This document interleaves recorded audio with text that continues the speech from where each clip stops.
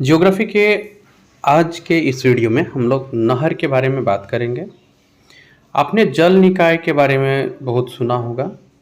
एक छोटा जल निकाय है जो बड़े जल निकाय में कन्वर्ट होता है और इनका प्रयोग किया जाता है सिंचाई के लिए। ये बनाते कौन है? तो ये मनुष्य बनाते हैं, जो कि नहर कहलाता है। मीन्स एक जल निकाय से छोटे जल निकाय के रूप में जो रास्ता निकाला जाता है और जिसके कई सारे सब रास्ते होते हैं, मीन्स अलग अलग रास्ते होते हैं, और उन रास्तों के जरिए उनका प्रयोग जब खेती के लिए किया जाता है तो यही नहर कहलाती है। यही होती है नहर। आप समझ गए होंगे। जल निकाय है, यहाँ से कुछ सब सेक्शन में पानी निकाला जा रहा है और इसका प्रयोग कृषि के लिए किया जाता है। यानी हम कह सकते हैं कि नहर एक कृत्रिम जल मार्ग होता है जिसका उपयोग पानी को एक स्थान से दूसरे स्थान तक ले जाने के लिए किया जाता है। उपयोग क्या क्या होता है इसका? तो प्रमुख उपयोग तो सिंचाई है, इसके अलावा जल आपूर्ति है, विद्युत परियोजना वगैरह है, इत्यादि ये सब काम किए जाते हैं। नहर बनती कैसे है? तो आप देख रहे होंगे कि ये एक जल सोर्स है।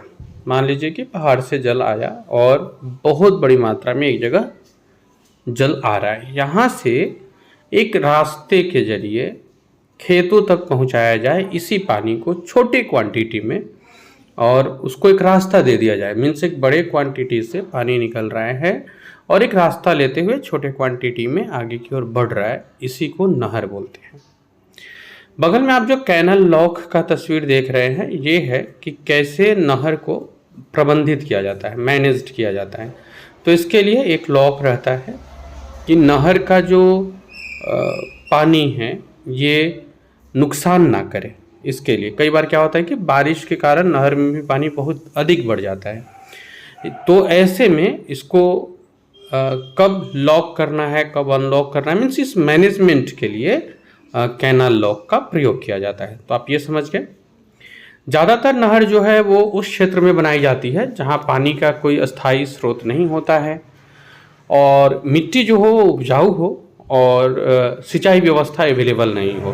तो आप कह सकते हैं कि गहरी उपजाऊ मिट्टी हो तो उसके सिंचाई के लिए, या कहीं पे पानी का कोई स्रोत ही नहीं है तो उस स्रोत को अवेलेबल कराने के लिए नहर बनती है। अब आइए हम लोग भारत के स्तर पर देखते हैं। इसी वजह से आपको ज़्यादातर नहर जो है वो उत्तर भारत में देखने को मिलेंगे, जैसे कि उत्तर प्रदेश, बिहार, राजस्थान। जो प्रायद्वीपीय भारत है वहाँ पत्थर और चट्टानी स्थलाकृति के कारण नहर का निर्माण कम देखने को मिलता है। तो कहाँ जहाँ पे मिट्टी हो, गहरी उपजाऊ मिट्टी हो, वहीं पे सिंचाई की व्यवस्था होती है। भारत में उत्तर प्रदेश से हम लोग शुरू करते हैं। कुछ भारत के प्रमुख नहरों को देखेंगे, जिसमें पहला है उत्तर प्रदेश। उत्तर प्रदेश में है ऊपरी गंगा नहर, जो आपको देखने को मिलता है उत्तर प्रदेश राज्य में। इसका निर्माण 1854 में हुआ था। लंबाई लगभग 137 किलोमीटर है और ये नहर हरिद्वार से अलीगढ़ तक जाती है। इसमें सिंचाई, जल और परिवहन दोनों की दृष्टि से ये नहर काम करती है। दोनों के लिए ये दृष्टि महत्वपूर्ण है। अब परिवहन होता है तो कैसे होता है? नौका के जरिए मेरठ से कानपुर जा सकते हैं, फिर कानपुर से प्रयागराज जा सकते हैं। तो इस रूट के लिए ऊपरी गंगा नहर का प्रयोग किया जाता है। दूसरी महत्वपूर्ण नहर हो गई निचली गंगा नहर। अलीगढ़ से लेकर बाकी जिलों में जाती है और ये मुख्य रूप से कृषि के लिए प्रयोग में लाया जाता है। अलीगढ़, बुलंदशहर, मथुरा, आगरा, ये सब जो क्षेत्र है ये निचली गंगा नहर के अंतर्गत आती है और ये कृषि के लिए भी बहुत महत्वपूर्ण है।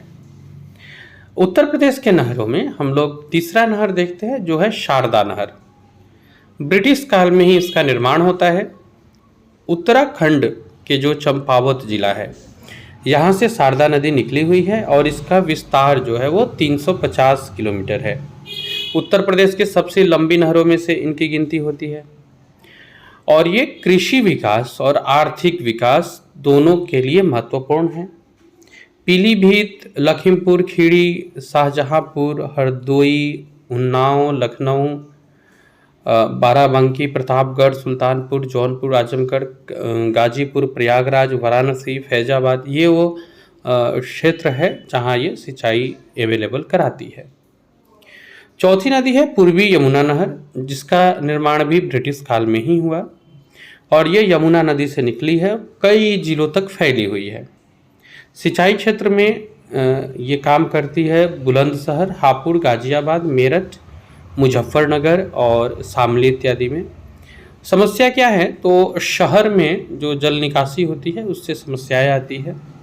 ये समस्या उत्पन्न होता है पूर्वी यमुना नहर के कारण।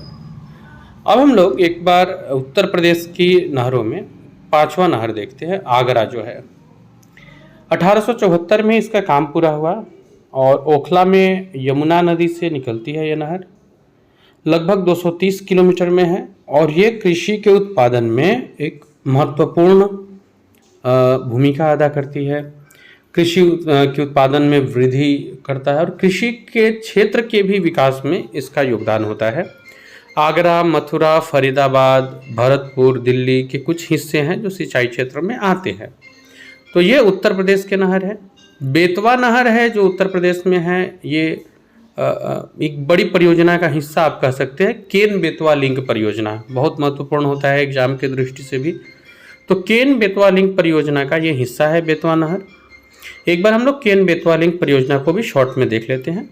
तो ये एक राष्ट्रीय परियोजना है जिसका उद्देश्य मध्य प्रदेश की केन नदी के अतिरिक्त मध्य प्रदेश का जो केन नदी है इसका जो अतिरिक्त पानी है उसको उत्तर प्रदेश के बेतवा नदी में स्थानांतरित करना है। यह परियोजना सूख से प्रभावित बुंदेलखंड क्षेत्र में सिंचाई, पेयजल आपूर्ति और बिजली उत्पादन के लिए पानी उपलब्ध कराने के उद्देश्य से बनाई गई है। तो सूखा प्रभावित क्षेत्र है बुंदेलखंड क्षेत्र, यहाँ पे सिंचाई, पेयजल आपूर्ति और बिजली उत्पादन तीनों काम के लिए ये केन बेतवा लिंक परियोजना है। तो इस तरह से हम लोगों ने उत्तर प्रदेश के 6 नहर को देखा, ऊपरी गंगा नहर, निचली गंगा नहर, शारदा, और इस तरह से हम लोगों ने 6 नहर को देखा। आगे हम लोग देखते हैं अब पंजाब के नहरों को। इसमें पहला आता है ऊपरी बारी दोआब नहर, जिसका उद्गम स्थल पंजाब में पठानकोट के निकट है, मधुपुर एग्जैक्ट जगह है वो। निर्माण इसका ब्रिटिश काल में होता है और रावी नदी के पानी से ये ऊपरी बारी दोआब नहर का निर्माण होता है। इसका मुख्य उद्देश्य सिंचाई करना है और सिंचाई क्षेत्र में अमृतसर हो गया, कपूरथला है, होशियारपुर, ये बड़ा क्षेत्र है। आर्थिक विकास में इसकी बहुत बड़ी भूमिका देखने को मिलती है। तो आप पंजाब को इधर मैप में भी देख रहे हैं और अब हम लोग पंजाब के नहर के बारे में चर्चा कर रहे हैं, जिसमें पहला था ऊपरवारी, दूसरा है सरहिंद नहर। ये बहुत महत्वपूर्ण है। 1882 में पंजाब के रूपनगर जिले में रोपड़ हेडवर्क्स से इसका उद्घाटन हुआ। ये सिंधु नदी प्रणाली की सबसे पुरानी और सबसे बड़ी सिंचाई परियोजनाओं में से एक है। ये जो है सतलुज नदी के पानी पर निर्भर करता है और इसका जो मुख्य उद्देश्य है वो सिंचाई करना है। पंजाब के मालवा के बड़े हिस्से की सिंचाई, जो पहले आंशिक रूप से शुष्क क्षेत्र था, अब वो उससे बाहर आ रहा है और इसका बड़ा वजह है ये सरहिंद नहर। इससे जो वितरित पानी है ये बहुत उपजाऊ बना रहा है इस क्षेत्र को, जो पंजाब के मालवा का हिस्सा वाला क्षेत्र है। पहले ये शुष्क क्षेत्र के रूप में जाना जाता था। तीसरा है भाखड़ा नहर, आप इसके बारे में जरूर पढ़े सुने होंगे। भाखड़ा बांध जो हिमाचल प्रदेश और पंजाब की सीमा पर है, ये भाखड़ा नहर है। इसमें सतलुज नदी का पानी मिलता है और उद्देश्य है मुख्य रूप से सिंचाई और बिजली उत्पादन।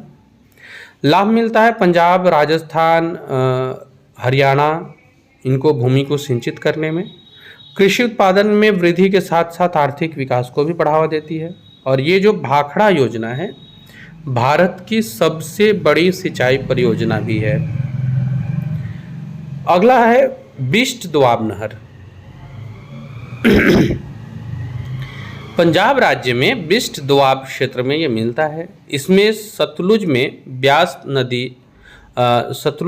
नदी का पानी मिलता है और मुख्य उद्देश्य इसका सिंचाई है। लंबाई 805 किलोमीटर है, क्षमता 1452 क्यूसेक का है। ये बिस्ट दोआब नहर की इम्पोर्टेंट फैक्ट्स है। अब हम लोग पंजाब की नहरों में 4 नहर देख चुके हैं, जिसमें भाखड़ा आपके लिए बहुत महत्वपूर्ण है, वो पंजाब की सबसे बड़ी नहर परियोजना में है। एक हम लोग को बेतवा केन बेतवा लिंक मिला था, वो बहुत इम्पोर्टेंट है। अब हम लोग हरियाणा के नहर को देख लेते हैं। हरियाणा की नहरों में सबसे पहला नाम आता है पश्चिमी यमुना नहर का। तो ये जो नहर है पश्चिमी यमुना नहर, इसका जो मेन पर्पस है, मीन्स पश्चिमी यमुना नहर का जो मुख्य उद्देश्य है वो सिंचाई ही है, और इसके साथ साथ कुछ जगहों पे जलापूर्ति का काम भी करती है। हरियाणा, दिल्ली, राजस्थान, यहाँ पे भूमि की सिंचाई और कृषि के विकास में महत्वपूर्ण भूमिका रहती है। इसका उद्गम हुआ है हथिनी कुंड बांध यमुना नदी का है, और इसमें जो पानी मिलता है ये यमुना नदी का रहता है। तो ये हो गया पश्चिमी यमुना नहर जो हरियाणा की नहर है। हरियाणा की दूसरी नहर हो गई भाखड़ा नहर। हम लोग अभी पंजाब वाले में भी इसके बारे में चर्चा किए थे, भाखड़ा नहर के बारे में। ये बहुत महत्वपूर्ण होता है, ज्योग्राफी में कई बार इससे प्रश्न बनते हैं। प्रीवियस हम लोगों ने जो चर्चा किया है वो सेम आप यहाँ रख सकते हैं। तो आगे बढ़ते हम लोग, आगे आते हैं जुई नहर पे। भिवानी जिले में है ये, हरियाणा राज्य के। लिफ्ट सिंचाई परियोजना है, यानी कि पानी को उच्च भूमि स्तर तक पहुंचाने के लिए लिफ्ट का प्रयोग किया जाता है, और यहीं पे यूज आता है ये लॉक का, कैनल लॉक का, जो हम लोगों ने चर्चा किया था पहले कि कैसे पानी के जल स्तर को ऊंचा उठाना, इसके लिए इसका प्रयोग किया जाता है। तो कैनल लॉक का यूज करके ये जो परियोजना हो रही है इसको लिफ्ट सिंचाई परियोजना कहते हैं। इसमें पानी को उच्च भूमि स्तर तक पहुंचाया जाता है। सिंचाई क्षेत्र तकरीबन 32,000 हेक्टेयर है, और इस नहर से भिवानी के आसपास के जो रेगिस्तानी क्षेत्र हैं इनको भी कृषि के लायक बनाया गया है। लंबाई इसकी लगभग 169 किलोमीटर है। हरियाणा की नहरों में चौथा आता है गुड़गांव नहर। हरियाणा का बहुत महत्वपूर्ण शहर भी है गुड़गांव। स्थान हरियाणा राज्य, उद्गम है यमुना नदी की एक शाखा से। प्रमुख उद्देश्य हो जाता है सिंचाई, और महत्वपूर्ण है क्योंकि ये इस क्षेत्र के विकास में महत्वपूर्ण भूमिका निभाती है। इस नहर के आसपास कई चुनौतियां भी है, क्योंकि यह शहर से होकर गुजरती है, तो बहुत बड़ी जो जनसंख्या है, औद्योगिकीकरण और शहरीकरण के कारण पानी की मांग में जो वृद्धि हुई है, इससे नहर के जल स्तर पर दबाव पड़ा है। मीन्स इसका उद्देश्य तो सिंचाई था, लेकिन क्योंकि यह शहरों से होकर गुजरती है तो यहाँ जो पानी की मांग है ये भी इनको फुलफिल करना पड़ता है, जिससे इनका अपना स्तर नीचे होता है। अब बीपीएससी के लिए जो सबसे महत्वपूर्ण है बिहार की नहरें, इनको देख लेते हैं। सबसे पहले बिहार की प्रमुख नहर आती है सोन नहर। उद्गम सोन नदी से होता है। मुख्य उद्देश्य है सिंचाई। महत्व इसलिए है क्योंकि ये कृषि विकास में भूमिका अदा करता है। सोन नहर जो है वो बिहार के कई जिलों को सिंचित करता है और खाद्य उत्पादन में महत्वपूर्ण भूमिका रहती है इसकी। ये नहर क्षेत्र की अर्थव्यवस्था को भी मजबूत करता है। बिहार की नहरों में एक सोन नहर हो गया। दूसरे नहर पे हम लोग चलेंगे। अच्छा, बिहार वाले आप बहुत डिटेल्स में इसको, बीपीएससी का एग्ज़ाम आने वाला है तो इसको यहाँ तो मैं एक शॉर्ट डिस्क्रिप्शन, शॉर्ट में बता रहा हूँ, आप इसको लॉन्ग में भी ज़रूर कीजिएगा अच्छे तरह से। कोसी नहर दरअसल दो नहरों को संदर्भित करती है, पूर्वी कोसी और पश्चिमी कोसी। दोनों का उद्देश्य उद्गम सेम है, बस महत्व ये है कि पूर्वी कोसी नहर बिहार के पूर्वी भाग में सिंचाई प्रदान करती है, जबकि पश्चिमी वाले पश्चिमी भाग में। तीसरा है गंडक नहर। बिहार और उत्तर प्रदेश राज्य इसका कॉमन हो गया। उद्गम है गंडक नदी। उद्देश्य है सिंचाई, और लाभ होता है उत्तर प्रदेश और बिहार के बड़े हिस्से को सिंचित करके। तो गंडक नहर का यूज उत्तर प्रदेश और बिहार दोनों के बड़े हिस्से को सिंचित करके प्रभावित करता है। आप ये ब्लू का जो डॉट बन रहा है ऊपर भारत के मैप में, यहाँ से आप देख पा रहे होंगे कि हम लोगों ने भारत के ऊपर वाले एक बड़े हिस्से को कवर कर लिया। आप पश्चिम की ओर चलते हैं। राजस्थान में आता है इंदिरा गांधी नहर। इसे थार मरुस्थल की जीवनदायिनी भी कहा जाता है। हर के बैराज पंजाब से उद्गम होता है। सतलज और ब्यास नदी के संगम से पानी मिलता है यहाँ, और ये 445 किलोमीटर की लंबाई में फैली हुई है। इसका उद्देश्य है थार मरुस्थल में सिंचाई और विकास को करना। मीन्स थार मरुस्थल में सिंचाई अवेलेबल करना, विकास करना। राजस्थान के बड़े हिस्से में सिंचाई, कृषि उत्पादन में वृद्धि और रोजगार सृजन में इसका यूज होता है। राजस्थान के खाद्य सुरक्षा और यहाँ के लोगों के जीवन स्तर में सुधार करने में भी इंदिरा गांधी नहर की बहुत बड़ी भूमिका रही है। तो इंदिरा गांधी नहर इम्पोर्टेंट हो जाता है। राजस्थान के नहरों में सबसे महत्वपूर्ण नहर इंदिरा गांधी नहर है। ये खाद्य सुरक्षा के साथ साथ लोगों के जीवन स्तर को भी सुधार किया है। ये हो गया आपको इंदिरा गांधी नहर के बारे में। आंध्र प्रदेश और तमिलनाडु के नहर को देखते हैं तो यहाँ पे आपको एक नहर मिलेगा, बंकिंघम नहर, जिसका निर्माण ब्रिटिश काल में होता है। रेलवे और सड़क के विकास के साथ ही इसका उपयोग कम हो गया। इस प्रदूषण के कारण पानी की गुणवत्ता खराब हो गई।